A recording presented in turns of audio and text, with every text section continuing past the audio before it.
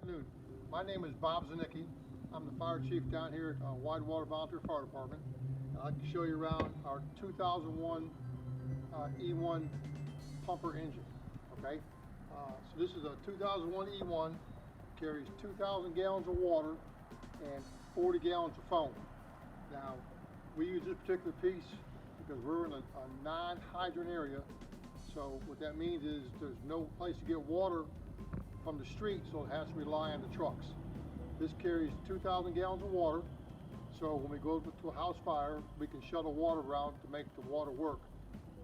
This also has the ability to be an engine, so it can actually pump the fire, not just carry water around. All right, this is our pump panel. This is what makes it a little bit different than most tankers, because we can actually pump water to a fire or whatever you have to do. We have a pump panel here with some discharges, and we also have what's called crosslays.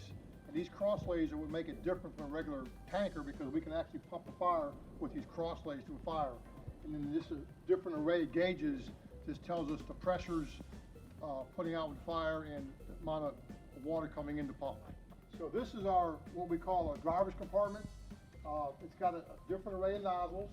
He can monitor the amperage of the generator. This is equipped with the generator, so we can make power like 110 power for your house. That we can produce that to run fans and lights and things like that. So all it is just a different array of driver equipment with some extra hoses for intakes and discharges, and some different what we call appliances and connectors in this bottom cabinet. And it carries what we call a water can, just a pressurized 2.5 gallon can that has water in it for putting out fires. All right, and up here you'll see some black hoses. We call these hard sleeves or hard suctions, because this truck is designed to what's called draft.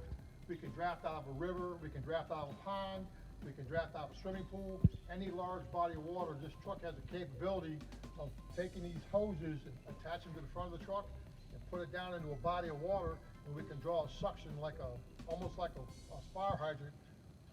Fire hydrant puts out pressure. This thing actually sucks the water in, and that's how we fill the tanker up in a rural water area. And we have a different, we have a low-level strainer here and a low-level strainer here. We're doing what we call drop tank operations. In this compartment right here, this is a big compartment. From here to here, this is a compartment that we have what's called the drop tank. So the drop tank is just like a big swimming pool. It's a collapsible swimming pool that holds 2,500 gallons of water. So it will hold our 2,000 gallons plus another 500, where we can set it up in an area and do what we call rural water supply, where we drop water into this drop tank, then another engine will come in and set up a suction with the hard sleeve, and they will do drafting operations out of that big tank to keep a fire going. This compartment here has our tools for extrication. Like I told you earlier, this is also classified as a tanker engine, so we can do some engine responsibilities for an auto accident, for like a simple door pop or something like that. So we carry a hydraulic pump and a set of spreaders and the jaws for life for doing simple door pops or things like that on an auto accident. Now this is what I call the tanker. Now when we have that drop tank set out, we have to have some way to get the water from the truck to the drop tank. Well, this big area right here is what's called a chute. This is a direct access to the water tank.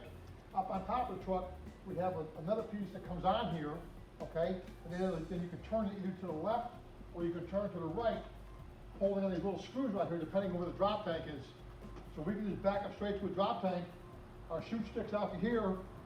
Inside the truck, in the driver's compartment, there's a little button that opens this thing up. And this thing will drop all its water in probably under a minute. The whole 2,000 gallons of water will come out this chute into that drop tank, so the driver can back up. He has a backer. He will stop him. He hits the switch. He dumps all his water, and he goes and gets more water. That's the way the rural water works, okay? It's also, like I said, an engine, so we carry 1,200 feet of 4-inch supply line if we're in a hydrant area. We got 500 foot of 3-inch, which we use for rural water, and we have a tack line on the other side. Up in here, part of the engine, once again, of the engine responsibilities. I told you we have a generator, we got a hose reel, with 200 gallons of, 200 feet of electric line, and we have some lights and a power box so other engine companies come in and take power from us if we need it. And then we have what's called the intake right here. This is how we fill our tank with this intake right here. In here is some salvage covers. Once again, engine responsibilities. And we also always set a salvage cover up before we put the tank on the ground. That way it doesn't ruin the tank because the tank is poly. I didn't show you this. Open the door and the tank is inside here, a collapsible tank. There's a ladder doing engine operations on this side of the truck. It's actually got a hydraulic arm where the ladder will come down to here to unload the ladder. And we have what's called an attic ladder on top of the truck that also folds down for the engine responsibilities. We have a high-rise pack. Once again, engine responsibilities. We got some rope for doing rope stuff. In here is once again for doing engine responsibilities. We have a fan and some wood, some chalks, and a toolbox. The chalks are pretty much for doing vehicle extrication or vehicle type stuff. Chainsaw, some gas. We have a little toolbox right here with some different fittings and stuff like that in it. This side here we have our chimney fires. We have these little balls right here that we start using nowadays. We throw them in the fire and they explode. It's supposed to put the fire out. It's made with dry chem. We have some other forcible entry tools, a vehicle lock kit, and some other tools there. In these compartments here, we have extra cylinders. So when we go into fire, and we run our cylinder out of air, this is where we keep our spare air for our packs in the trucks. Here is our EMS compartment. We have an aid bag, a suction, and some different stuff for doing splints and minor EMS stuff because we are an engine. Okay, and this side is this is the other side of the truck. This is an intake. This is a discharge.